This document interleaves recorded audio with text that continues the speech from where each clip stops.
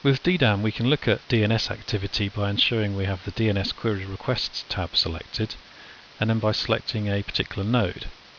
Now a node in DDAM is basically a DNS server or a DHCP server.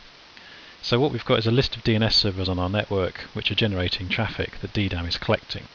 So if we start off by selecting Mars is our production DNS server on the network. We've only got a small network here, but you will see real-world activity straight away coming in. This is a real-time view of what's going on our DNS server, and you can see we've got both external and internal domain names being seen here. In total, there's about 5,000 rows of data here. That's basically 5,000 queries, each row being a query, and about 101 pages. So you can scroll through this, but to be honest, we don't envisage people scrolling through pages and pages of DNS activity. So what we've got in the product is a number of filters that can be applied. Now each column can have a filter applied to enable you to narrow down and filter the data. So for instance, what we can do here is specify a wildcard and look for anything that ends in google.com. Here we go. So now we've got a list of all the clients, of their IP addresses, that are searching or looking up names in google.com. We can see that this column is being filtered because the heading is in italics and it's emboldened.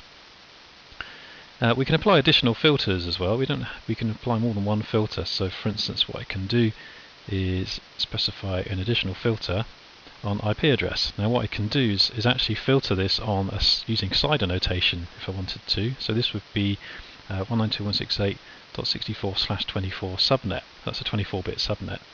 But what I'm going to do in this case is actually specify the particular IP address. So what we're doing now is filtering on both the client IP address and the query name. What we can do is actually turn filters off as well, and then just do a quick refresh. We've still got a filter on client IP, so what we're seeing now is all the queries coming in from this particular IP address. We can also specify filters on the date time field. So for instance, if I want to look at everything since a particular time, so if I put in the date first and then we look at everything since 12:30, what this would do is filter the display now and only show me the most recent queries. Now I could actually do a refresh just to go and grab some more queries. There haven't actually been any. Like I say, we've got quite a small network. So that's showing me all the activity since 12:30. Now something else I can do is turn particular columns off. So this server IP column, for instance, is the IP address of the node that we've currently got selected. I can say I'm not particularly interested in that, so let's turn that column off. And I can also move columns around. So I'll drag this column here, like this. And then when I do an export, the export function actually honours any filters in place and also the order of the columns. So I'll just open this in Excel. It's basically a CSV file. Here we go. What we'll see is the queries. Remember, I've swapped these two columns around. I also disabled the server IP address. And we've got a filter, remember, that only shows everything since 12:30. So you can see that the export function is quite useful, especially because it honours the filters and columns. Now columns themselves aren't persistent, so if I logged out and logged back in again, all these columns and filters would reset back to the defaults. So that's looking at one DNS server. Now we do actually have a secondary DNS server called Phobos, which I can look up.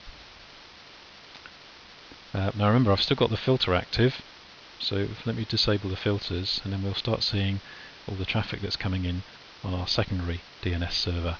What I'm actually seeing here is a traffic generator. So one of my colleagues is running a traffic generator. You can see that he's generating quite a substantial amount of queries, because now we've got 176,000 rows and about 3,500 pages. So again, I'm not particularly interested in scrolling through all that, but he's just generating traffic so that when we look at the reports later on, you'll see some basically some data on the reports. But what I can do is, if you've got Port Tracker or Port IQ appliance on your network, you can integrate that with DDAM. And what that will enable you to do is to locate a client actually on the network, which switch and port it's connected to.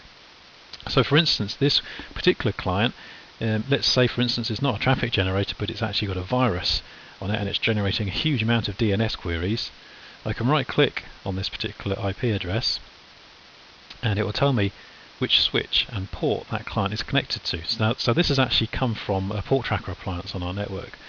So I could give this to the network administrator. They could log into switch 8 and shut down gigabit port 31 and actually quarantine that client. That's it for DNS activity.